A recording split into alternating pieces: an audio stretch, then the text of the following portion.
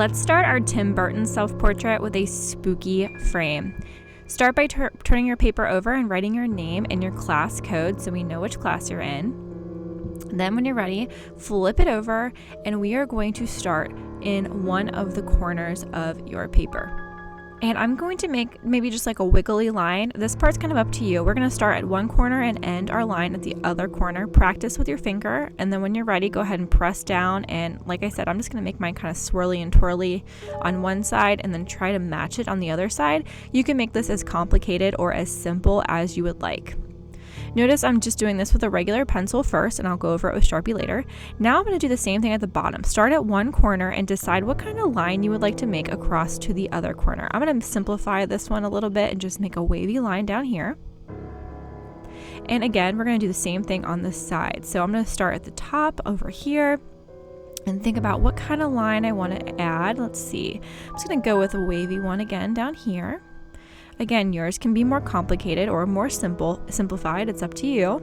And I'm going to try to match it on the other side, but it's okay if it's not perfectly symmetrical. All right, now that I have an interesting shape around the outside, I'm going to go ahead and kind of copy that same line again a little bit above it to give it a 3D effect.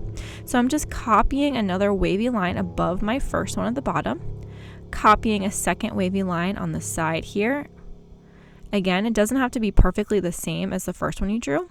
And then this one's a little bit more complicated. I'm going to add a second line kind of around the curve too.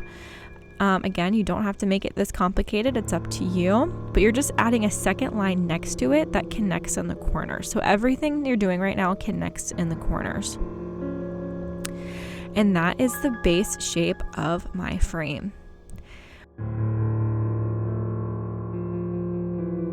Let's make this even more spooky.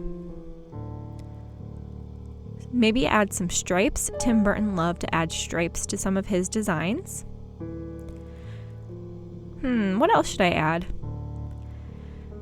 Think about fancy frames and how they have names at the bottom. If you'd like to, you can add your name at the bottom in between those two lines that you drew. If you decide to do this, make sure you use your best handwriting and take your time with each letter to make it look neat and tidy inside of this shape.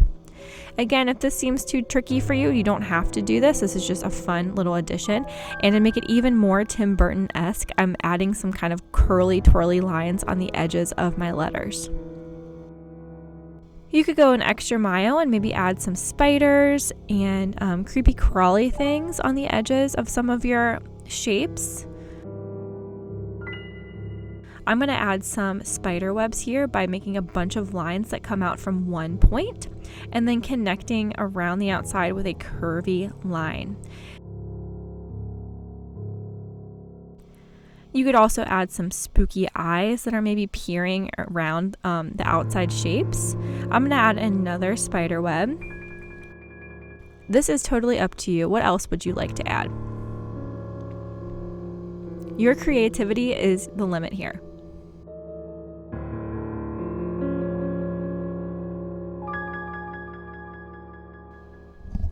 Once you're happy with your drawing that you made for your frame, go ahead and grab a Sharpie or a black marker and let's outline each line.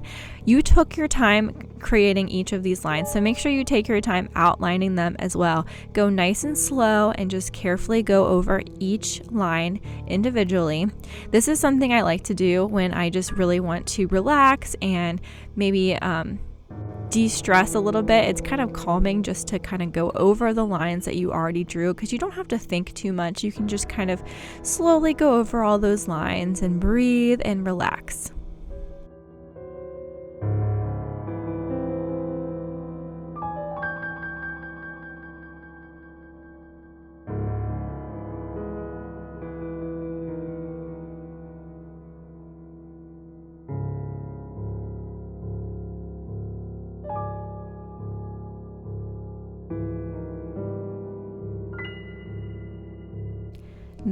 There's my spooky frame drawing. It looks awesome. How did yours turn out? If you have time, let's go ahead and add some value. The darkest value you can add in your spooky frame is black. So since you already have your Sharpie out, go ahead and color in some things that you think might need to be the darkest value of black, like the spider here. Maybe some of your stripes are a dark black. You can fill those in here as well. I hope you had fun. Love, your cozy art teacher.